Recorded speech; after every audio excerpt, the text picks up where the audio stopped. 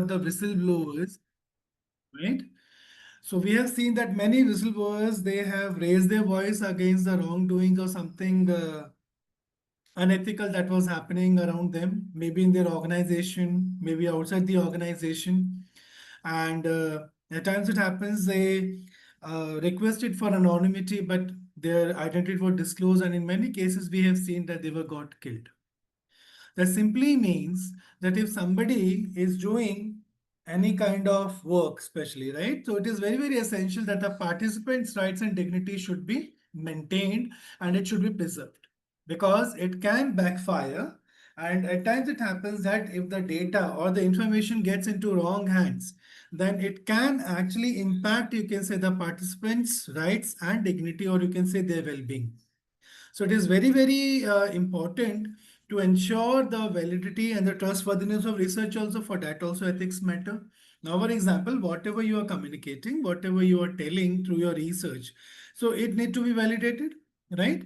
So it should be validity needs to be there. The trustworthiness of research should be there. It should not be like that, that, okay, I'm generating data and I'm getting it published. Now, what is the problem with that? That ultimately the entire academic fraternity comes into a radar. All right, comes under the radar that, okay, if one is doing, other person might be also doing the same thing, right? So ethics are very, very important, especially when you're doing the research. The first, as we discussed, protect the participants' rights and dignity. Second is ensure validity and trustworthiness of research. Moreover, the challenges are navigating subjective interpretation. Now, see, although we always, as a researcher, try to keep our biases away, especially when we are going for the interpretation, because largely when I'm talking about the qualitative research, it's all about interpretation, right? So whether you are going for IPA, that is interpretative phenomenological analysis, that is phenomenological study, whether you're going for grounded theory, whether you're going for narrative inquiries, right? But there are interpretations. It could be about the experiences, you can say. It could be about the stories that has been told to us by the participants. But somewhere you can say some kind of subjectivity comes in. All right. Although we work objectively, but still subjectivity comes in. Now, managing power dynamics also, that, okay, the kind of information that you're providing. All right. So whatever the information you are doing, how to manage it properly and responsibly so that it is beneficial for the society. Now, when I talked about the informed consent, so you have to make sure that whenever we are creating, so you all know that whenever you people are collecting any data, so in the very beginning you give a disclaimer, right? You give a declaration that, okay, the data that will be collected on so and so topic will be only and only used for academic purpose. The information hereby collected will not be utilized for any other purpose. So this is what is known as informed consent. So whenever, especially when talk about the qualitative research, because you are collecting the data from them, they are collecting, you can say, respondents' information. Demographic information is also been there. You are also asking questions from them, and you are using the data in your research. So you make sure that whatever the information they have shared, they have given a permission to you that you can utilize that in your own study. So it's very important to get, you can say, the consent. You can say the consent is very, very important. It should not be like that, that, okay, you're conducting research, you published it, and then later on the respondent saying that I was never told that whatever the discussion we had, that will going to get published. All right. So that is unethical. So definitely a voluntary agreement has to be there about the study's nature. That what kind of study you are trying to do. All right. What you want to achieve out of it. What are the objectives of your study? All right. And at times we also have to give in writing that, okay, in case you request, we're going to even share the findings of the study that we are doing, because people are interested in that, okay, if I'm party to certain kind of research, so I should be knowing that, okay, what the studies outcomes are, right?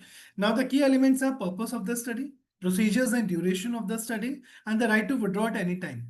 Now, very important is the purpose of the study. So who will going to fulfill the purpose of the study that you are conducting? Second, what kind of procedures and procedure you will going to use, and what will be the duration of the study? It can be 2 months, it can be 3 months, depending upon the kind of study that you are doing. And then you cannot force any participant, you can say force, you can't force anyone to be part of your study.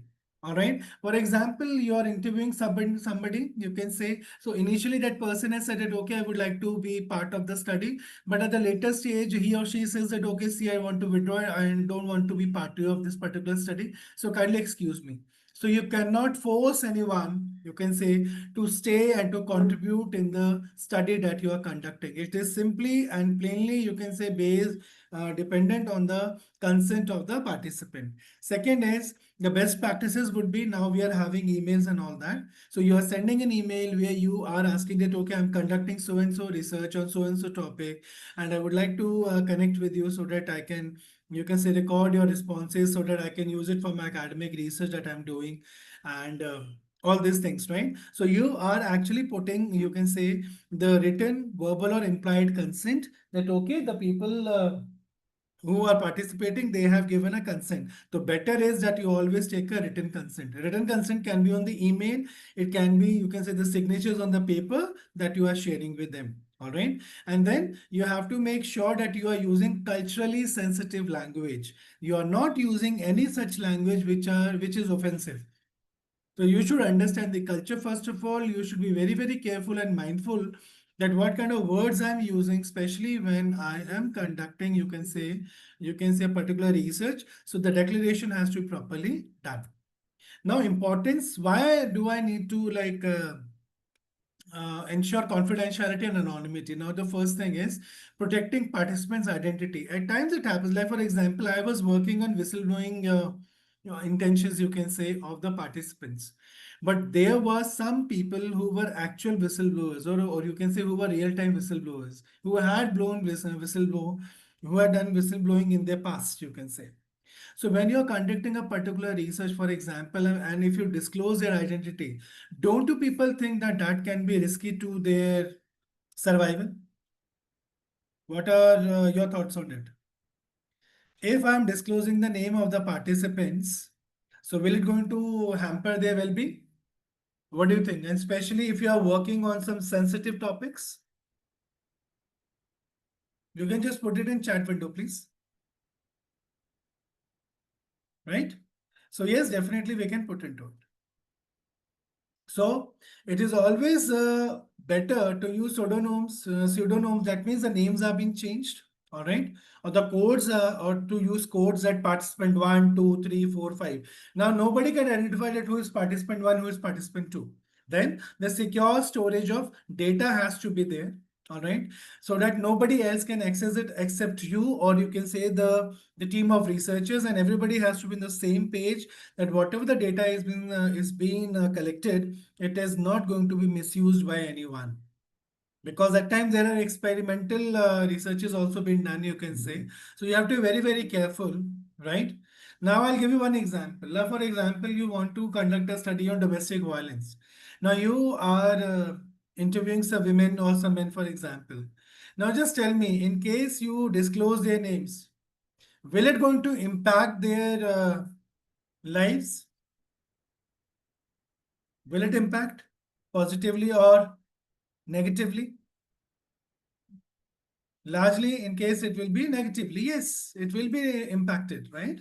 So we have to be very much sure about it that the data is secure. We are using pseudonyms, or we are giving the code so that their identity can't be revealed, right? So it is difficult. So what could be the challenges? The difficulty in maintaining confidentiality in small communities. So avoiding deductive disclosures. So better would be not to disclose with anyone. All right. Whatever the data you're collecting, and keep it confidential. So there could be challenges, but still we should try to make sure that the confidentiality and anonymity is being maintained. Now, what are the data security protocols? So first is encryption and the password protection. It should be your folders or your whatever the files you are using. You should have a restricted access to a sensitive data. That means everybody should not have access to it. And moreover, you need to compliance with the regulations. That is as per GDPR, for example, HIPAA is there, or relevant national laws, for example. And that is why we need so much, you can say at times, uh, clearance, you can say at times, or we need permission, you can say, from the committees before we proceed towards a particular data collection. Now, the risk factor could be exploring sensitive topics. Now, when I gave you the example of whistleblowing, when I talk about people, for example, on LGBT, right? If I talk about the people who are drug addict, if I talk about the people, you can say any sensitive topic you can pick up, right? What will happen? If you disclose their names, what could happen? There can be a threat to their lives also. So you need to be very, very responsible. You have to work with all these things. So emotional responses for participants. At times it happens that participants are so much involved in the study and they just pour their heart out and they just share so many, you can say, intimate things also, especially when you are interviewing them, right? Not everybody will not going to do that, but largely it happens that when they become comfortable with you, when they have that kind of trust factor on you, right? So they at times share things. So we have to make sure that we are not destroying their trust, and largely we are using the data very, very responsibly. Now, the first thing is mitigation strategies, providing mental health support. Now, for example, you want to understand out, okay, what is a uh, how is the life of, for example, LGBT people in India, for example, or you can say the life of transgenders in their community.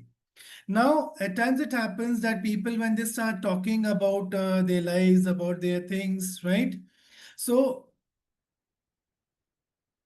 uh, so whatever, though at times it happens that people mentally break down, right? They are a little bit emotionally vulnerable. So you need to make sure that you are providing that kind of mental health support also, and even if it is needed, do refer participants to the counselors if necessary.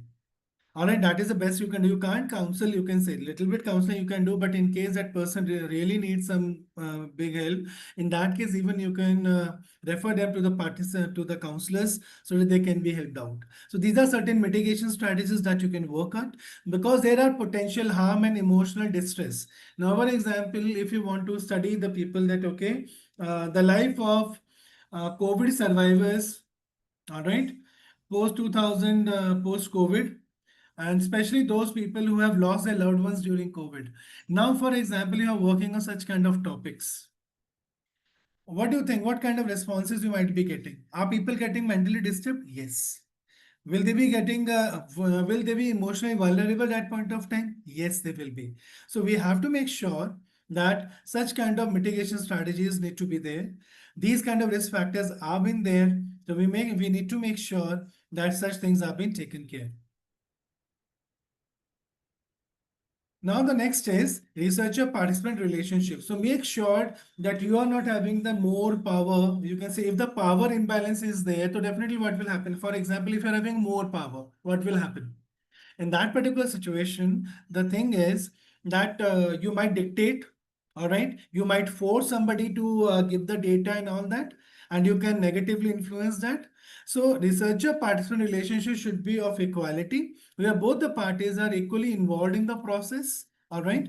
So that has to be taken care of. Then reflexivity in practice. Now, see, self-awareness of researcher bias. Now, as a see, we all have to understand that we all are human beings and we all are having our own biases.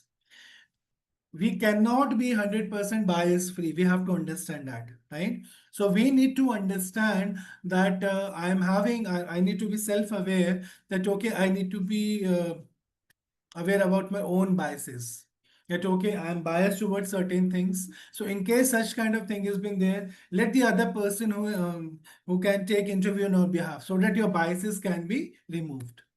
Now, second thing is strategies to minimize power asymmetry because at times it happens there should be an equal participation. It should not be like that the power imbalance is there. So in that case, what happens? There could be a chances of exploitation where the one party might try to exploit and might try to overpower, you can say, the other party, and that could be a difficult situation. Right? So this could be done so that we need to minimize, you can say, the power asymmetry. Now, ethical imperatives are respect for diverse perspectives.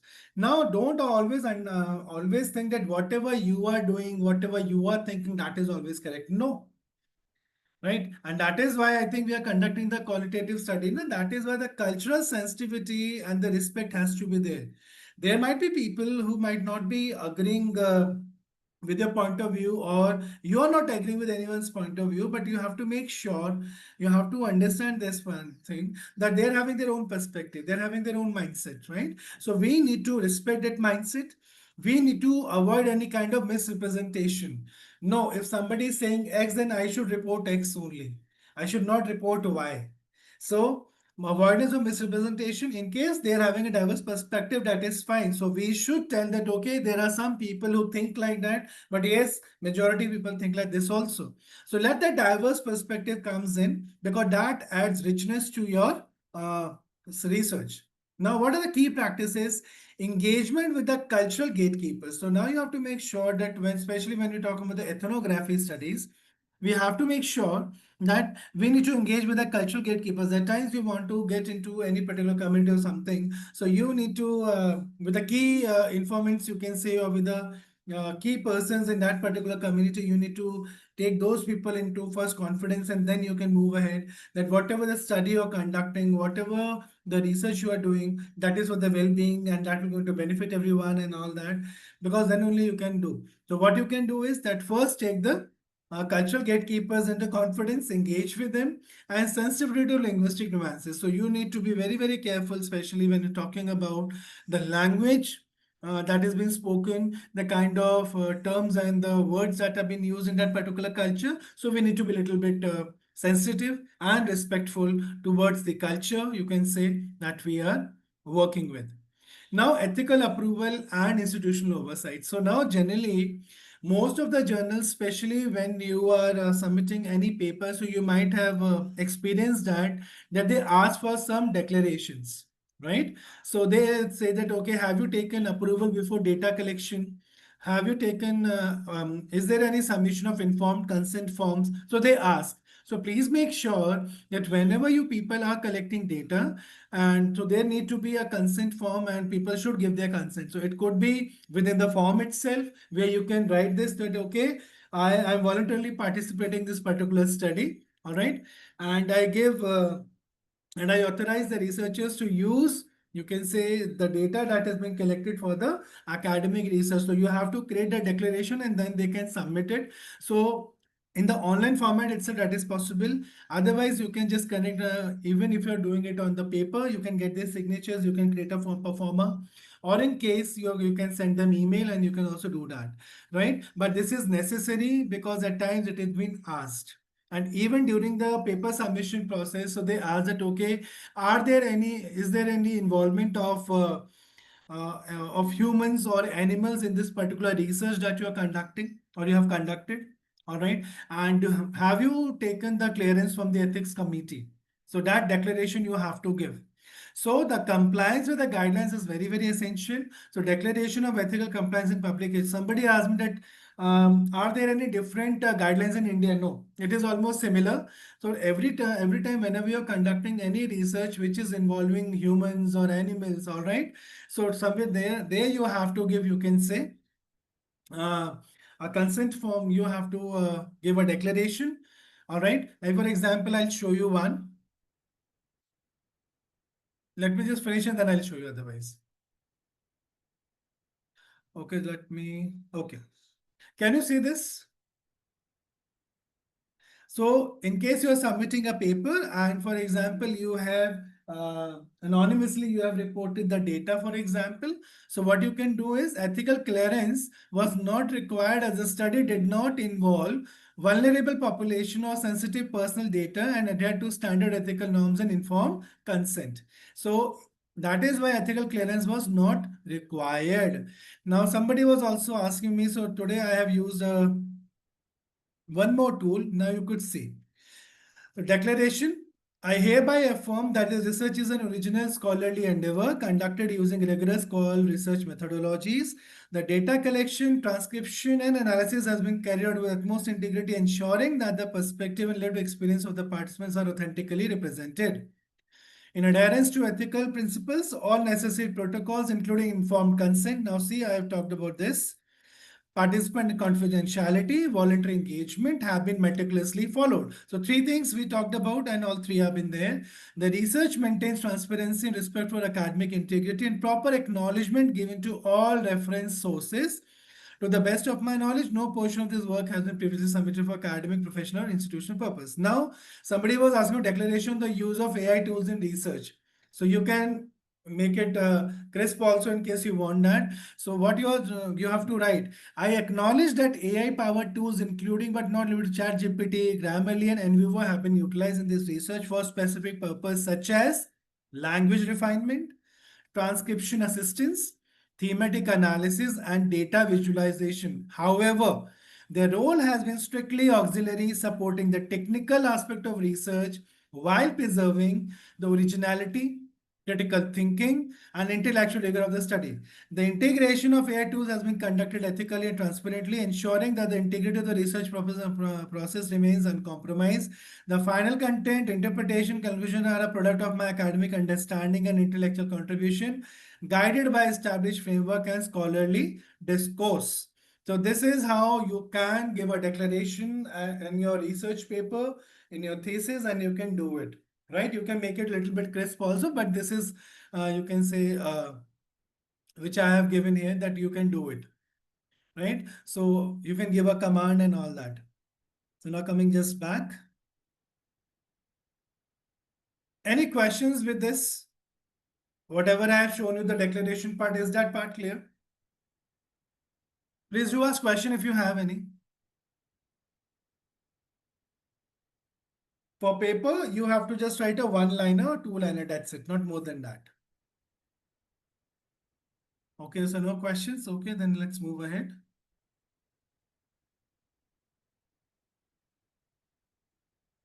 Okay. So IRB, that is Institutional Research Board, or you can say Institutional Ethics Committee. So you have to take approval from them. For example, if you're doing a PhD, in that case, your RRC has been there, all right, or RAC has been there. That is similar, you can say, or in case there is any other committee. So then you have to take, you can say, approval before data collection, submission of the informed consent form. So where you have to prepare a particular form, and I'll show you how it works. Then the declaration of the ethical compliance in publication also you have to give. Now, importance of publication standards. So ensure rigor and transparency, promotes reproducibility. Now, in qualitative studies, see, reproducibility is little different for the simple reason because you're conducting it in a specific context, in a particular region, or particular population. But yes, in case you are doing on the similar people again, so definitely you can say largely the themes and everything will be a little bit similar. It cannot be one is talking about X and another is talking about Y. It will not happen like that, right? And the common standards which have been followed is APA, COPE. You might have seen that this journal is following is a member of COPE and general specific guidelines, right? So they are been there, so you need to follow that. Now, transparency methodology need to be understood. So sampling strategy, you have to be very, very clear that, okay, how you collected data? What are the different kind of data collection techniques that you have utilized in your research? What is the analytical framework that you have used in your study? And moreover, disclosure of researcher positionality. Like, okay, what was your role as a researcher uh, in the study itself? So for example, there's a conflict of interest. So let me tell you, it's very interesting point. So whenever if there is a conflict of interest, so please make sure that you're not part of it. Because in case there's a conflict of interest, that means there will be biasness. And if the biasness will be there, then definitely what will happen? In that particular case and that particular scenario, definitely you are not going to do justice to it, right? So you need to make sure that you are disclosing your researcher positionality. You need to understand. So you need to be acting ethically.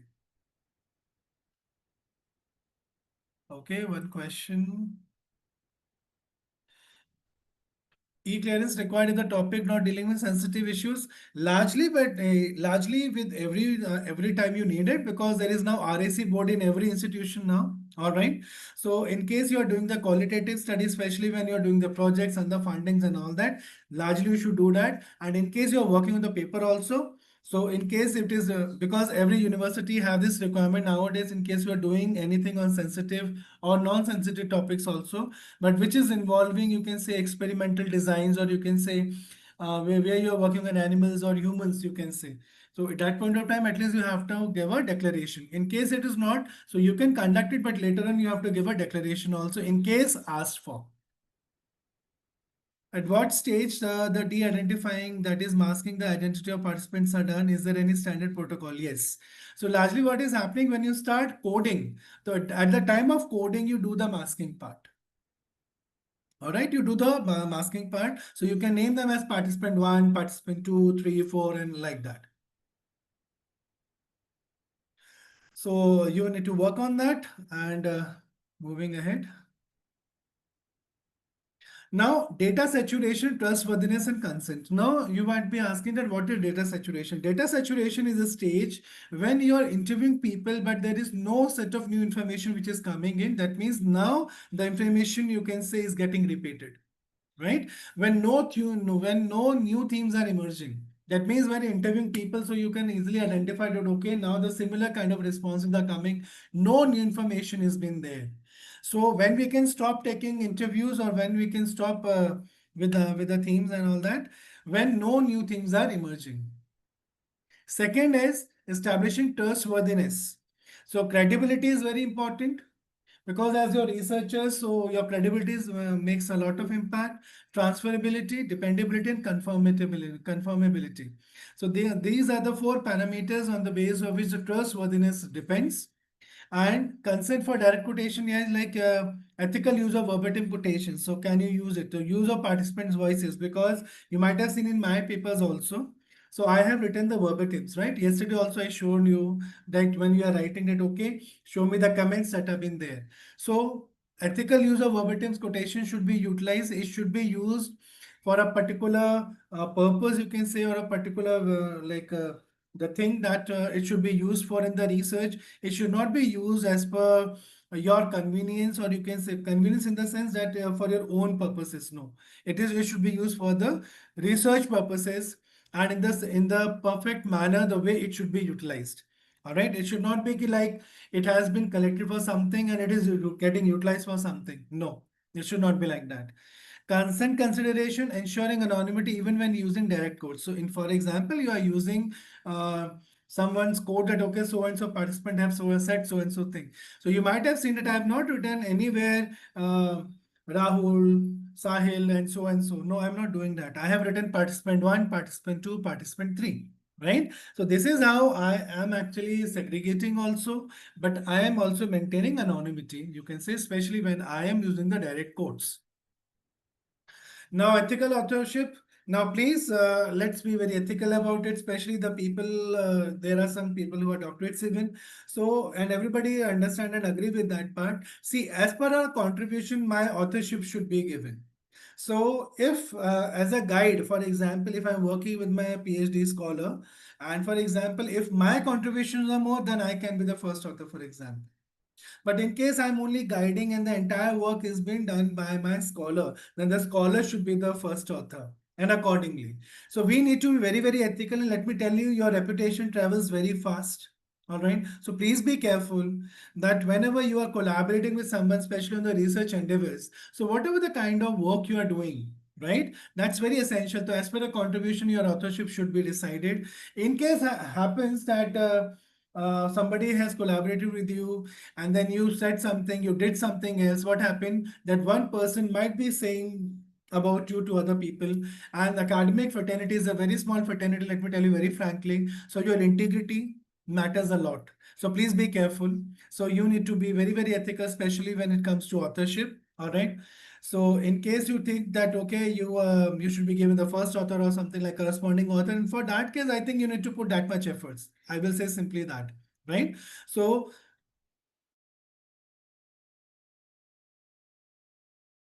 then plagiarism prevention. So see, there are a lot many instances where you can say the scientist from the top institutions, especially when I talk about from India, and he has taken one line, you can say, from someone's paper, but the you can say the citation or the reference was not given. Do you know that the paper, so much reputational damage of happened for that particular, just taking one or two line from someone else's paper and citing it in your own paper without giving a reference to that particular original author. It ruined your reputation. And more reputed person you are in your field of research, you need to be very, very careful. See, you have to uh, You have to lay down, you can say, good example. All right, you have to lead by example. So please make sure that the citations are properly done. Use of plagiarism detection tools, you should do that. So definitely, as I told you earlier also, please don't go for any free plagiarism check tools. You should avoid it for the simple reason, because then in that case, what happened, whatever you have prepared, that goes into the repository and then it shows you 100% plagiarism. All right, so don't do that. Always use paid. For example, like Turnitin is there, right? And there also we used to click a button which has been there, that okay, don't save it in repository. All right, so in case, and then you get a report, and as per the report then you can remove the plagiarism.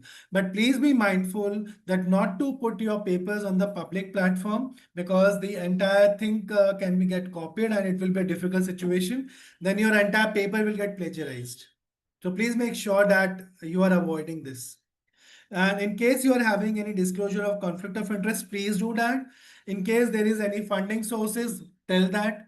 In case there are acknowledgement of biases or affiliation, please tell that. So do you have a conflict of interest? If you have, like for example, uh, I'm working with, for example, in my current institution, for example, in Sparsh Global Business School.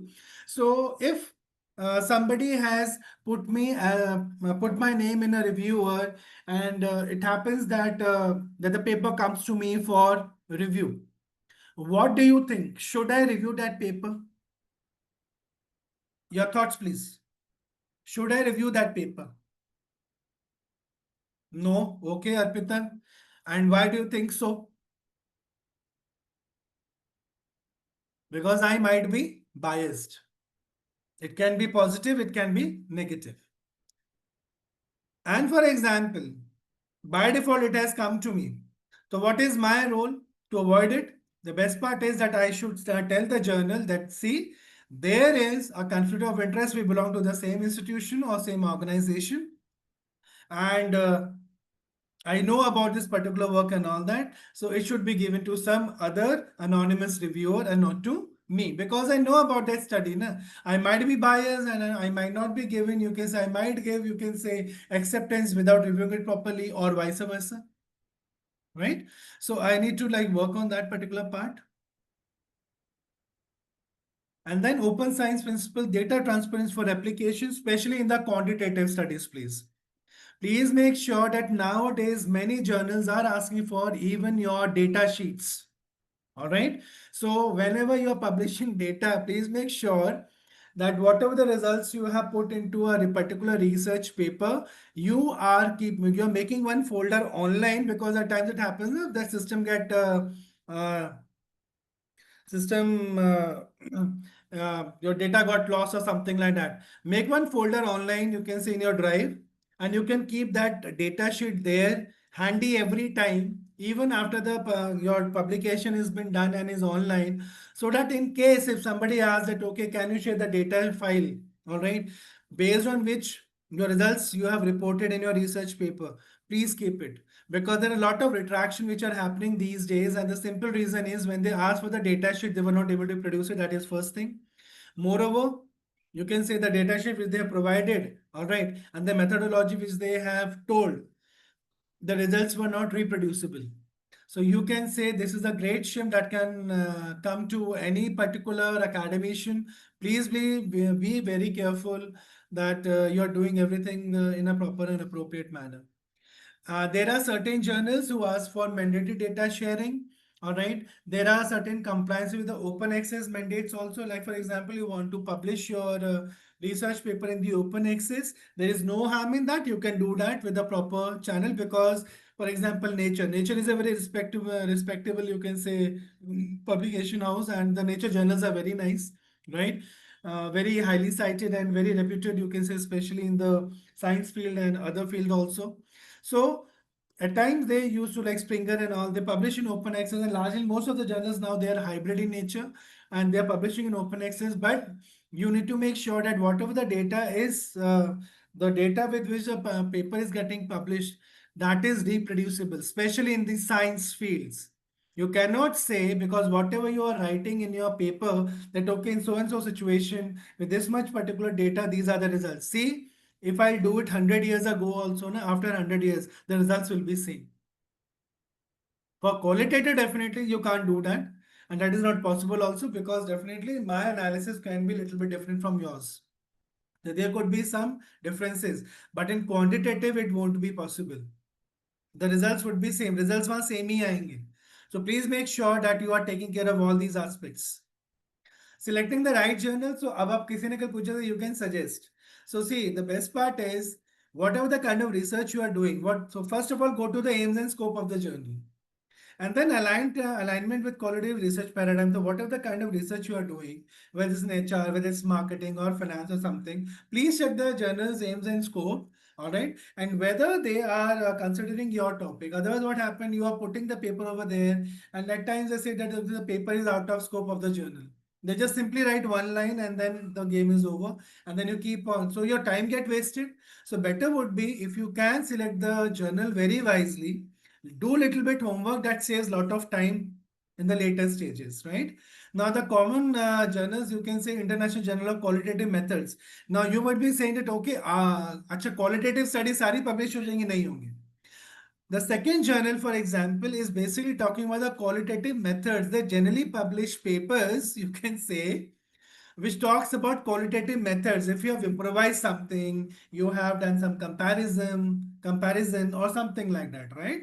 So don't go on the name itself. Okay, if the name qualitative is coming, so it will going to publish. No, it won't. All right. Qualitative inquiry is also there. So these are certain journals you can say. So you will going to see that they are not publishing, you can say, your qualitative research. So they generally say that, okay, we only publish these kind of papers. Like for example, there are certain journals, for example, they only publish, you can say, review papers. They don't publish empirical or qualitative paper. Like I still remember, I'll tell you my experience. There is one A star FT50 paper that is an A star also, theory of entrepreneurship and practice. Right now, in this, they want very small papers, but they want review papers. So I just thought, okay, you have to write very small and let's communicate. So they were very kind enough and they replied that, see, we are considering only review papers. We don't publish qualitative or quantitative papers. So please make sure that you are going through, you can say, the journal guidance properly. Look for their aims and scope and accordingly align whatever the journal which is aligned with your study. Please put your papers there itself. So key takeaways are ethics first, prioritize participant well-being, especially when you're going for the well-being, participant well-being when you're going for the call research. Transparency in publications is very, very important. So document methods, findings accurately. Don't just put anything just to get the right results. You are just manipulating it. Don't do that. Try to avoid it.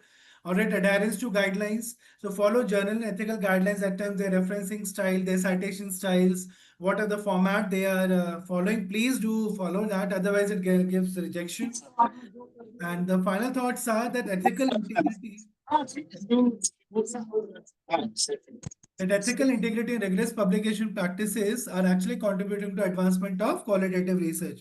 So it is, you can say, highly recommended, and especially in the West, if I talk about, they are doing a lot of call research. Quantitatively also do it. They are doing, so people are now moving to the mixed methodologies and to the call to get the better insights, you can say, because causal research is also happening. But yes, call research is getting the better insights.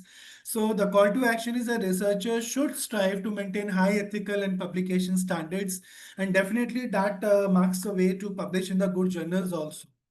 So thank you. Any questions are welcome. Any questions from anyone? No questions?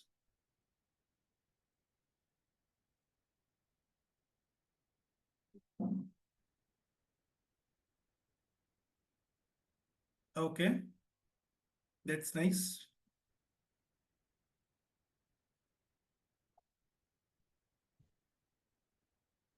Mhm. Okay, now there is one assignment for all of you. Now please note it down carefully. Now, because you people are attending this qualitative research methodology workshop, so you might be thinking that, okay, we would like to conduct some kind of qualitative research, right? Say yes if you agree, whatever I'm saying. So if you are planning to conduct a qualitative research, you all are requested to kindly bring some idea All right. Because the last day is basically about discussing the ideas on which you people would like to conduct your, you would like to like conduct your qualitative research. So what I want all of you is to develop a small concept note that, okay, what kind of research and what kind of topic you people are planning to work upon. Okay, are we supposed to submit the Google form links to the journals along with the papers? Not necessarily, not every journal asks for it. Not every journal. But there are some journals, they might ask for it. And they are very high-end quality publications, you can say, publishers. So they might ask. So what I'm trying to say is, so I repeat myself, kindly bring your ideas on which you would like to conduct a qualitative research so that we can take it forward. All right. And I can little bit guide you that, okay, how you can work and how you can take it forward, what kind of methodology will going to work for you and what will be the way forward. Sounds good? Say yes in case it is clear. Great. So those people and everyone, I would like to request that kindly just put, you can say to bring some outline, and I think you can do it with the help of ChatGPT itself, right? At least develop some idea, and then at least we can have an idea that then we can discuss your proposals little bit, all right? That what you're planning, why you want to do it, what kind of methodology will be more appropriate for the particular proposal that you are having in your mind, and what kind of journals you will be able to target, right? So I think we are good to go with this.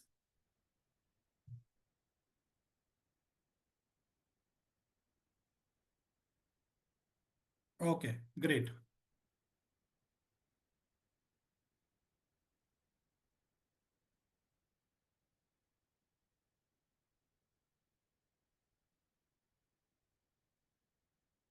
Okay, so let me just take the another topic, that is qualitative data analysis techniques. So what are the various techniques that we can utilize, you can say, for the qualitative research?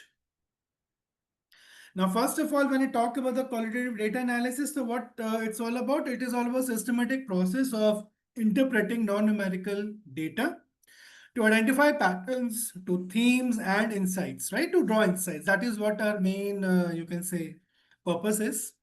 And what we want to, what is the purpose of that? To explore meanings, to explore perception and the experience of the participant. And what else we would like to do if in case I'm doing the grounded theory research, so definitely if I'm using grounded theory, so I want to develop theories or models, you can say conceptual models. And the applications are in social sciences. The application is in education, business, healthcare, anywhere you feel like. All right. So the icons represent research analysis and interpretation. So how we can move ahead? So what are the objectives? To understand the different data analysis techniques, learn step-by-step process for each technique, explore relevant tools and softwares, and to identify appropriate techniques for various research objectives. And definitely for that, what we used to prepare, we try to make a flow chart that shows that these are my research objectives and these are the following steps that I have, you can say, utilized in my particular study. Now, these are the overview of the techniques. So largely we are going for the qualitative analysis. So these are the first thematic analysis where we used to analyze the data and we used to identify the themes, you can say. If in case at times we used to go for content analysis also, right? In case I am interested in theory building, I go for grounded theory. In case my studies largely focus on experience, so then I go for phenomenological analysis, or you can say the narrative analysis, right? And then uh, the third is the language interaction analysis, for example, the tweets or something like that. So discourse analysis I can go for conversational analysis, right? And in case the matrix to eclectic coding can happen, that is a matrix-based techniques, framework analysis, and the categorized diagram of the techniques names. So you can do with this. So this is the largely the techniques that we are largely using. Now I go with one by one, that is thematic analysis, that the first is the process and the application part. So what I want to do, I want to identify, I want to analyze, and I want to report themes or patterns, right? Now, What is the process? Familiarization with the data, generate initial code, search for themes, review and refine and name themes, and produce report. Like we have discussed yesterday also in the coding process. Now the applications could be with the help of interviews. You can collect the data. You can go for focus group or you can go for open-ended surveys. And the visual that you can use here is the flowchart of thematic analysis steps. Like for example, if you have seen my paper, so there I have given that, okay, what are the various steps that I have used for my research that I have conducted. So moving ahead, content analysis. So I am systematically categorizing and quantifying the text data, right? So what I'm doing, I'm defining the research question here. I'm creating a coding framework that we have seen yesterday. Code the data, analyze patterns and frequencies and interpret results.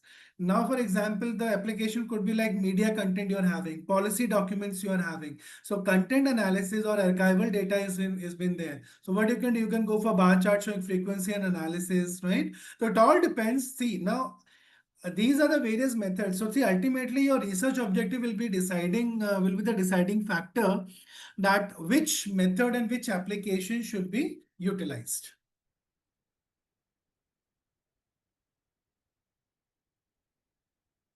Discourse, discourse is basically, you can say, the conversation at times that we used to have, right? And somebody, one person is there, second person is saying something. So whatever the discourse has been delivered, right? So you are analyzing that.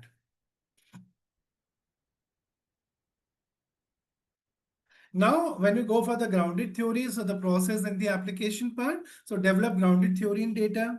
So what kind of coding you can go for? You can go for open coding, axial coding, selective coding, theoretical sampling. Theoretical sampling means data saturation, right? And then that theory is developed. So application largely where we are using the grounded theory is, or I want to add something newness to it, that is where I'm doing the theory development and the exploratory. You can say research has been there. So what I can do, I can create a concept map or a theme map, which I've showed you yesterday also with the help of ChatGPT, where we can do it. That illustrates, you can see the core category formation that I can easily do. Now, when I go for the narrative analysis, so I am analyzing the stories to understand lived experiences. Now, for example, what you're doing, you're collecting and you're transcribing narratives. Segment the narrative and then analyze narrative structure out, okay, what largely people are saying, what kind of story they are telling, and then you try to give meaning to those you can say discussions that has happened, and then you interpret meanings and then you synthesize findings for largely biography. So you are going through a biography of someone. So largely what you do, when after reading it, you try to interpret, okay, what kind of person he or she is, all right, what kind of decision this person has made in his or her life, and you try to draw some kind of meanings out of it. So it could be interviews, it could be life histories. So story arc diagram can be made. All right. So there are the various ways of portraying, you can say, the kind of findings that you are having. It all depends on you and your creativity and the acceptable formats, you can say, and the kind of work you are doing. Right. And then the discourse analysis, examine language and its role in shaping social constructs. See, the language plays a very, very crucial role, and you can say it's a medium, you can say, through which we communicate our ideas. So you need to define the scope and the context, you can say, with which you are working, right? Transcribe and break down the text, identify patterns and structures, and contextual analysis, interpret findings. So you might have seen discourse analysis होता किसका, generally आपके जो political speeches होते हैं या media discourse होता है, उसका जरूर होता है discourse analysis. Okay, so after Operation Sindoor, what the address of Prime Minister Modi. So not many people have analyzed it, what he want to say, and they draw their own meanings and own ways of doing things, right? So you can say that, okay, what kind of things he or she has talked about largely. So you can make a word cloud that, okay, this is a word which has been largely used during that particular discourse, or you can say during that particular discussion that has happened.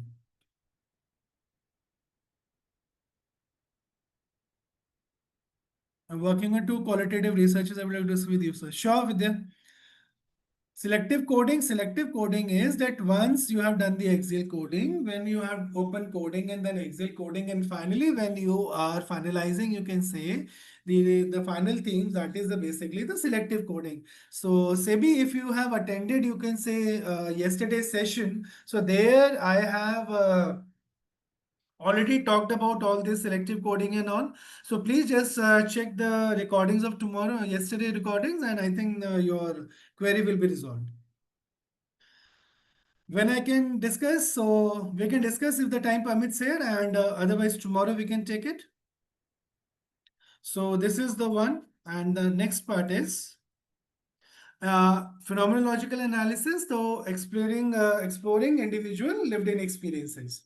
So there also we are doing the same thing. So collect and transcribe data, identify significant statements that talk about kind of experiences people have shared, cluster meaning units, develop textual and structural descriptions, synthesize findings, you can say, and what are the things from where you can collect the data, reflective journals, personal narratives, and I can show the diagram with the layers representing lived experiences that, okay, these are the different ways people are sharing.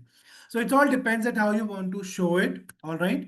So there are different ways of like portraying your things and presenting your things. Then the framework analysis now, for example, analyzing data using a matrix. So you have to first of all familiarize with the data, what data is actually talking about. You have to develop a framework, you can say. You have to create an index and chart data, analyze metrics and interpret findings. So there is one technique in qualitative known as lettering technique. So I'm not going to discuss much about it. So it is largely, you can say, the qualitative data is largely quantified in that, right? So how to do that? So policy research, when we are doing evaluation studies, we are doing. So generally we used to prepare a framework, all right, and the framework analysis have been done. But largely the people, the policy researchers are largely working on this.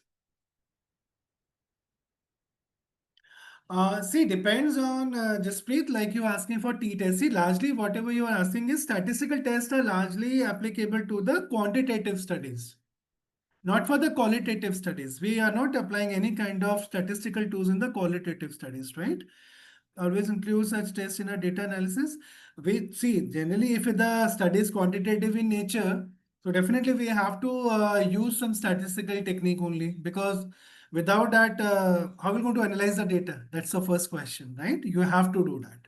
You are making hypotheses, you're developing hypotheses, then you're testing those hypotheses. So definitely that has been done with the help of, you can say, the proper statistical test that you are using.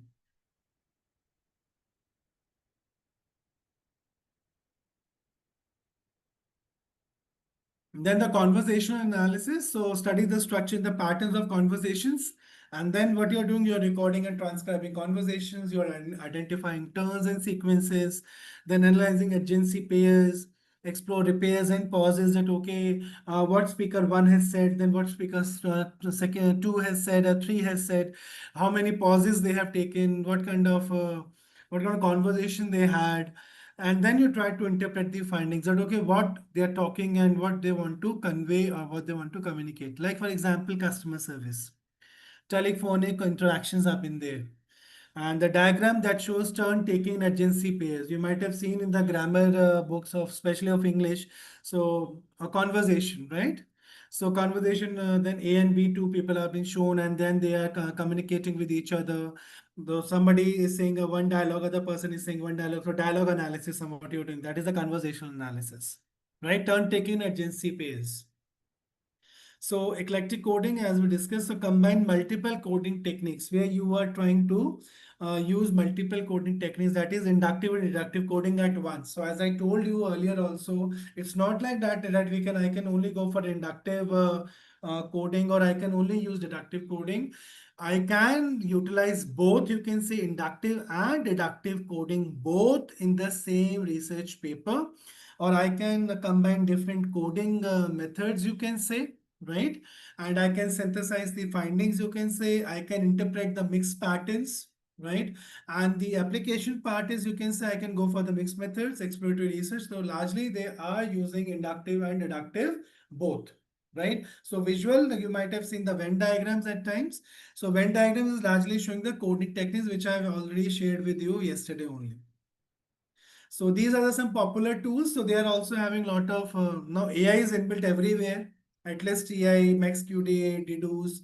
So MaxQDA also works very fine. That's not a problem. But yes, you need to have your transcripts ready.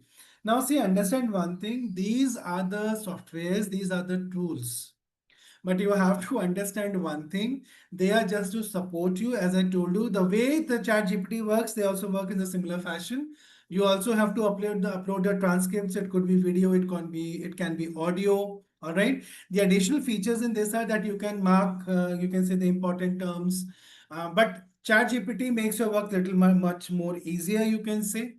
Right. This is what you can say has been there. But in NVivo, you can mark, you can create memos, all right? You can take notes and lot many things you can do. But definitely AI is also very much part of it. And they can also, from there also you can generate word cloud and whatever we have discussed in the previous slides, right?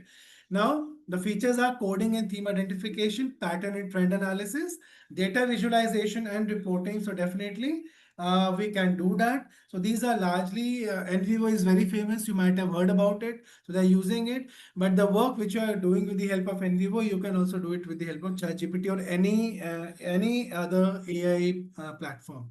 Like Copilot is there, Gemini is there. They all can work with that.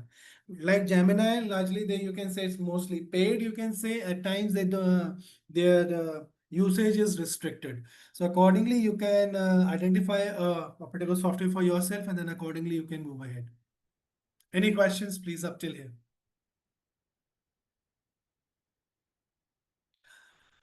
See, phenomena. See, when I talk about the phenomena is always there. Whenever we are talking about any particular qualitative research, so we are actually trying to understand the phenomena which is underlying. That why a particular thing is happening in a certain manner. So we try to identify that particular phenomena by identifying the themes that is there in the data itself, right? And that is what we are doing. Discourse and conversational. Okay, so conversational where two parties are involved. Discourse is like, for example, Modiji's address to the nation. So who is speaking only? Only one person. So discourse is given by an individual. Conversation is between two people.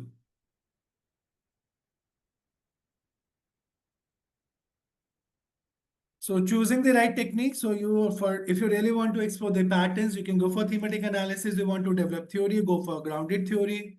You want to analyze narratives, go for narrative analysis. You want to quantify text data, go for content analysis. You want to study conversations, you can go for conversation analysis. So the decision tree guiding technique selection can be work. So you first of all have to decide, and you need to be very, very clear as a researcher in your mind what you want to study and what kind of research you want to conduct and what kind of work you want to do. Any doubt up till here?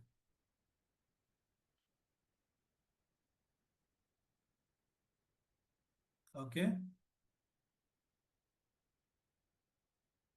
Yeah, you can use Gemini is there, DeepSeek is there, right? Any AI, this tool is working. Like I'll show you one.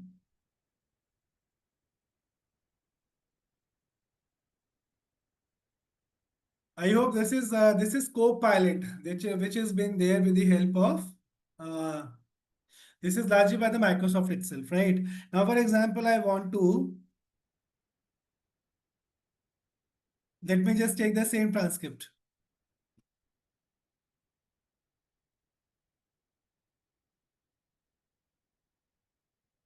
I'm just showing it for your sake. Let me just put two.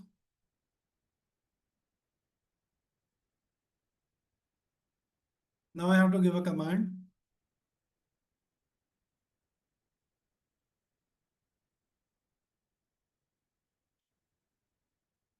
Words and themes.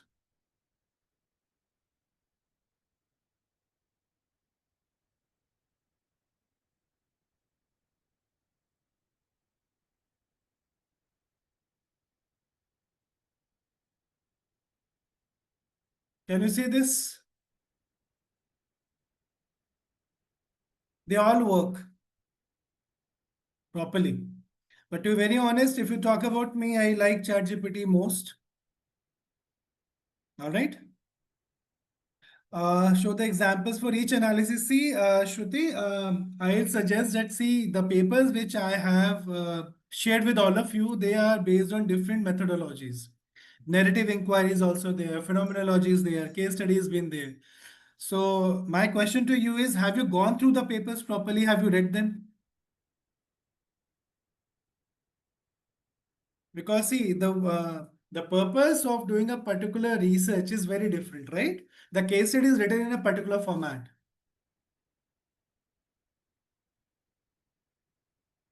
See, definitely you can do that. Like Sebi, like okay, gone through few papers. Please go through all the papers and just understand to try to understand the methodology. See, it's in 1.5 hour workshop. You can understand. It's not possible to cover everything. Correct.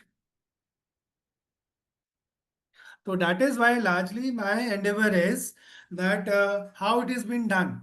So in case you have gone through the papers, then I can at least take your queries that okay, where you are feeling stuck, right? Because I will be in the last session, what I will be doing, especially for tomorrow. So what I will be doing, I will be taking few papers and then I'll show that how I have done. So largely how I did coding for my own paper, I have shown you that, right?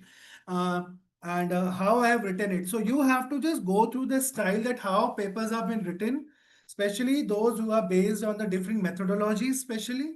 So I think that will going to help you better because if you go through it first and then you come to me and ask your queries, so that will be better. Different type of mixed methods research. See, largely we are combining call and quant in the mixed methodology, right? That is basically mixed methodology.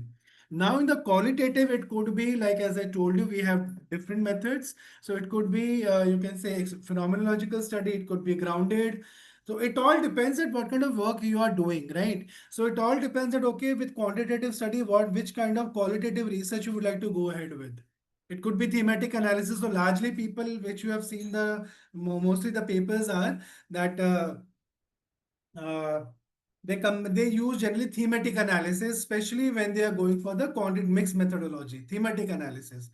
But depends, for example, you might like to go for you want to share more experiences, so you might like to go for experiential for phenomenological studies, right? In case you are discussing a particular case, for example, you can go for a case study method. So it solely depends on your research objective that what kind of method I should use, right? I hope this will help. I will share one more paper on mixed methodology, and that is an A category paper. So I'll share that. That is written by one of my students, you can say. So I'll share that, and I hope that will going to give you some clarity about it. Will that help?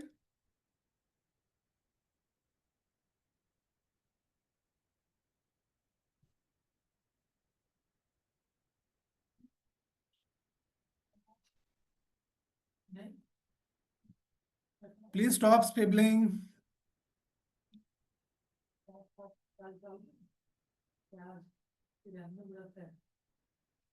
So what could be the comparison parameters? The first is the purpose of your study. Second is the process complexity. Stop sibling, please, whosoever is this person.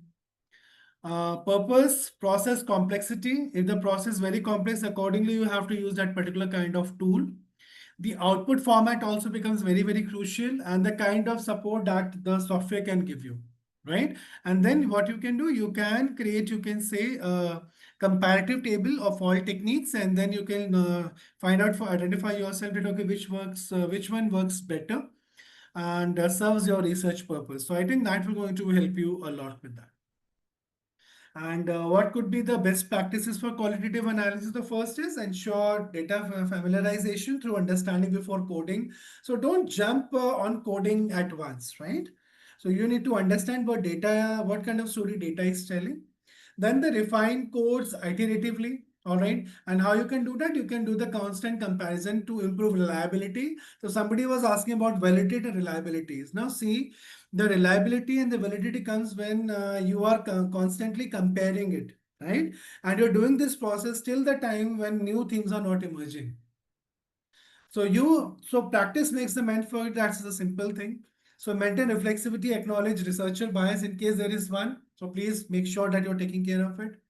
Validate results. So what you can do, you can go for triangulation or a member checking. So definitely there are some other people who are working on your research. So for that, you can go for triangulation. So triangulation add lot of richness, you can say, to your research. And the best part is it used to contain lot of researchers bias. It get contained into it. So this is a good practice which you can go for. And the visual is that you can go for checklist with best practice icons. So that can help you better. So the key takeaways are that understanding the core techniques, so purpose and the process. That is very, very essential.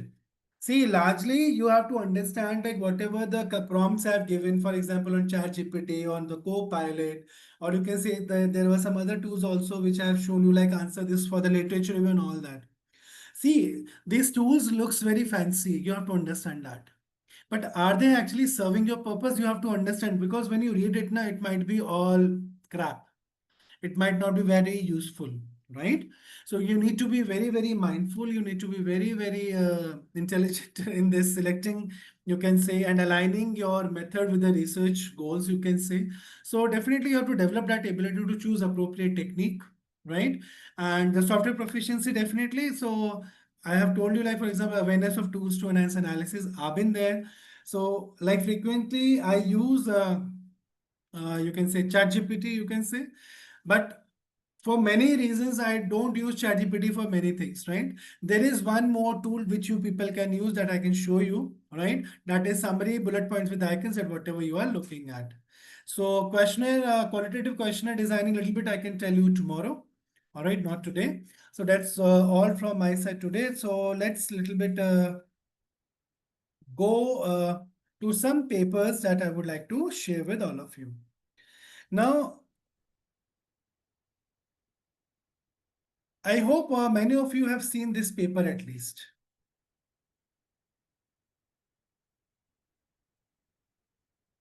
Now, this is the paper which is basically talking about the IPA methodology. So we have written like what we have used and why we have used, all right, and what we want to capture. So it explores extended maternity leave influence awareness, employability concerns, managerial support, and the male colleagues' views on the role of family support. So lot many things have been there. Now the findings also, as you could see, this study finds that while extended maternity leave has increased, female employees' awareness of their rights, concern about hiring discrimination persist. Managerial support varies, with some managers showing empathy while others exhibit a change in attitude. Now, see, we have interviewed male colleagues, but are all male colleagues very pro towards the maternity leaves in their organization? No. Male colleagues' perceived perceptions are mixed, ranging from supportive to concerned about productivity. Family support is crucial in helping working mothers balance their responsibilities. Now, see, these are the limitation also that we have talked about, right? Practical implications and all. Now, see, let me just come to the another part. Now, when we talk about the introduction part, now see. Now, introduction part has to be very, very catchy, because lot of, you can say, we got three revisions, you can say, for this particular paper, right? And we have to work a lot before it acceptance. So first of all, in the introduction section itself, it should be very, very clear that why you want to conduct a research on a given topic. So let's come to the last part. I have given the reasons for female departing from their organizations, right? Apart from that, in the last one, female participation, lot many government is doing lot many things and all that. Even we talked about the Maternity Benefit Act and what kind of changes has been done. Now, in the last, we have now talked about the study examined the implication of Maternity Benefit Act by delving into both employer and employee viewpoints. Now, when I talk about the employer and the employee viewpoints, we are having female employees definitely, and we have interviewed HRs here likely, who are, you can say, the representatives of employers. So what kind of work they have done, and for that we have gone through a lot of literature. All right. So this investigation aims to uncover any potential impact, positive, negative. So we are not saying that. It is going to have all negative impact or all positive impact, you can say. We are not saying that. We are saying it is going to uncover both. So the insights gleaned from the study can contribute significantly to India's effort to realize full economic potential. By conducting investigation study aims to offer evidence-based recommendation for narrowing the gender gap, advancing workplace equality and all that. Now this is what the theory LR we have done, impact, in parallel being what the other studies are and what is the research gap. Now see. Many policies and laws have been created, but what we said, Maternity Benefit Act was implemented in 1969. There are some amendments which were made in 2017. So now we want to understand that at times the organization is so competitive and that females employees are pressured to return early to train their jobs. Now we are giving a countering, so it may be perceived. So all these factors give rise to the need to study and understand the larger effect of maternity benefit because some women go back on their maternity leaves and they never come back. All right, they leave their jobs and they continue with their family life and all that. So what are the factors that are giving you can say rise to all these particular things? So that is why we felt that okay, there is a need for this particular study. Now, this is the theoretical framework you can see. So we have used the set theory here, social exchange theory, which indicates supportive environment is important for employees to perform well. Moreover, the extended maternity leave as per 2017 was aligned with the fundamental. So we discussed about the theory and the maternity benefits. So we have not developed any new theory. We have already used existing theory, which I was telling yesterday, right? The premise of a good relationship between employee in general and the female employees, especially their employees, is explained through said. All right. So we have tried to like look at this maternity and amendment 2000 section act of 2017 from the lens of social exchange theory. And it has been used at various places, the set model, and we discussed a little bit about it. Then fairness and rewards and all those things. Now see the research methodology. I said we used IPA because I work on IPA, or you can say the phenomenology that is very close to my heart because I find it very authentic that way. Now see, this is how we have done perception of women, perception of employers. So largely criticism of the policy and appreciation. So these are the major themes that have appeared. So perception of women and perception of employers. So there also there were two things. Criticism was also there, perception was also there. And now see what is happening. So they are contributing to social exchange theory. That is the social exchange cohesion that leads to economic reward, that leads to overall work outcomes. So this is what we have proposed and we have written author's creation. That is a proposed model. And then we have also written that why we are using IPA and published with 1.4 and all that. You can see we have given the references. And IP offers both interpretative and descriptive insights, which are crucial for understanding participants' unique experience, and that is where we are going ahead with that. And why we are using the sample we have talked about, purposive sampling we have used, we have talked about from the participants.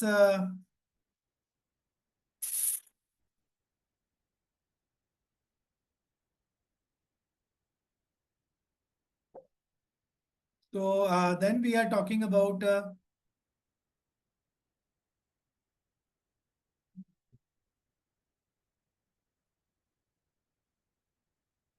all right. So from where we have collected the data, we have mentioned that the sample size was determined to balance depth and all that. Diversity while ensuring theoretical saturation we have, which I talked about. So see, whatever I have told you, I have written all those things into it. And then how many total respondents, what was the data collection? And see, these are the two research questions that were helping me to take my research forward. So these are some, you can say, prompting questions that we started with. How long was the interview? And and see the confidentiality of the respondents are preserved and no disclosure of their identity was made at any point of this study and combines the flexibility of IP and that is why we have used it. Now see these are the demographic profile. Now whatever I have discussed here today about the ethics and all that, can you see and can anyone tell me that employer 1 and employers 10, 11 and all these things? Can you identify that to which place these people belongs to which city and all that? Can you tell me anyone? Anyone?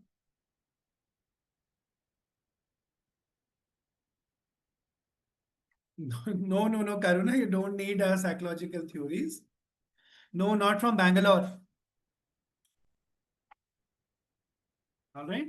So you need not to be a psychology expert, you can say, to know about the theories. You can be a good researcher and a good reader, and then also you can know about the theories, right? So you can't know. So that means I have not disclosed any, you can say, profile here, which I have used for my research. All right. And then you can see I have used firstly all transcripts were read and closely read to identify third step. And then you can see I have written that, okay, these are the steps that has been adopted. And these are the steps that I have used for my study. Can you see this? I have used this one.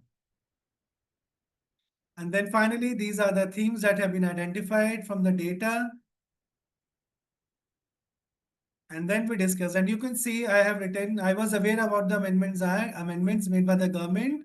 Now these are the actual comments. Little bit refinement has been done, keeping the essence intact. However, the HR department also told me of the provision of maternity benefits on my joining day while discussing the employee benefits and briefed me about the process. When I joined my organization, I received the induction manual, which gave all the details regarding employee perks and benefits, including maternity benefits. So this is how we have done it. So we have given the verbatims and we have also written participant 3 and 9 and 15. Then perception of male colleagues also we have discussed, because at times it happens because in offices we are having male colleagues also. So the respondents shared that the male colleagues have a different opinions. Now what they have said. Some of my male colleagues were supportive at the workplace. All right. And they also helped me in my work and shared it, but never made me uncomfortable. Men still think females cannot manage work and home together. Some of my colleagues say that females go on leave and we have to share the workload. Why hire females if they cannot contribute much? Now see, these are the counter, this is counter to the first statement. You can easily make out from their expression, body language of the people at your workplace, their attitude changes towards you, especially in your team. If your work is delegated or shared with your other members, particularly males, you can easily make out from their behavior. That means they are not very happy with it. So, what kind of family support has been there, and then criticism. So, perception, that is criticism of the policy, you have to provide crash facility. So, everyone's point of view we have tried to take, and then we discussed it, and then we talk about the theoretical implications. All right. And then we have discussed, okay, what the study is all about. And let me come to the other part, employer perception, right? What they have talked about. And let me talk about the implications and let me come to the conclusion. And then finally, the scope and limitation. Now, what are the limitation? Now, see, just kindly read it, everyone. The key direction could be explore the long-term benefits of maternity benefit by tracking the professional paths of women who had used extended maternity leave on in this. In addition, future studies could benefit from cross-regional comparisons from across India and enhance generalizability of the study. But how you can do that? For that, you have to go for quantitative study. Extending the research to a broader this. Now, theoretically, future research could examine how gender, education, attainment, industry-specific dynamics can be made, right? Despite its valuable insight, the study has some limitation. What are they? The sample size, though providing rich qualitative data, may limit the findings' applicability on a larger scale. You can't do that. In addition, the researcher focus on specific geographical area calls for caution when extending the result to a broader national international context. That means you cannot generalize it. If the study is being taken care in Delhi, you cannot apply it on Bangalore. Future studies could address this limitation by adopting a mixed methods approach or expanding the sample to include a wider range of participants. So, in short,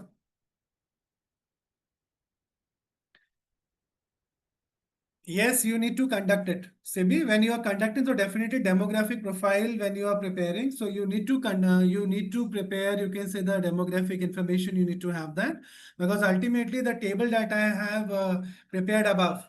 I'll just show you once again.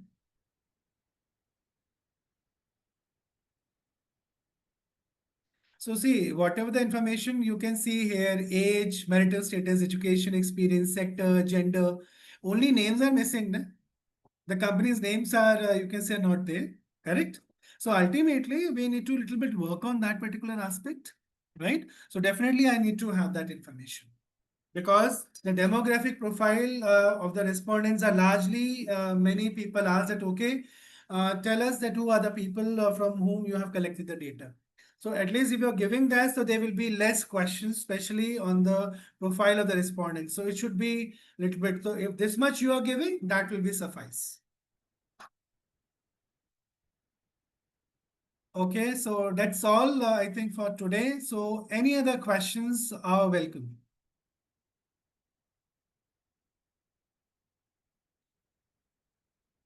So first is what is the criteria of questionnaire validation? So I will be taking Aditya about the questionnaire thing tomorrow, and then we're going to discuss that. Any other question from anyone? Thank you, Dr. Imjim, for appreciating my paper.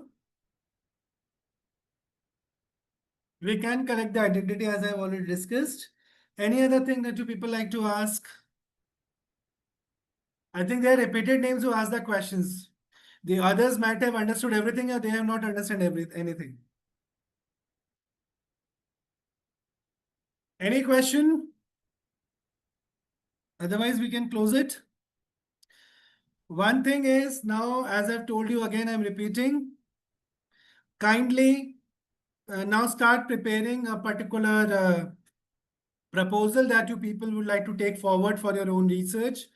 And that is day after tomorrow. On the last day, I would like to take your reflections about the workshop also and whatever you have gained. And I would like any one of you to like start preparing by using AI tools, something that you can create, and then we can discuss it further so that you can do it on your own.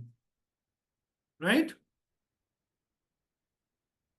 Say yes, something. Okay, that's nice. People started leaving. All right, so thank you very much for today's session and for patient listening. And I hope you might have benefited today from whatever the discussions we had. So thank you very much. Thank you, sir, for this very insightful session and your precious time. Thank you, participants, for being here. See you all in the next session tomorrow. Bye bye. Thank you.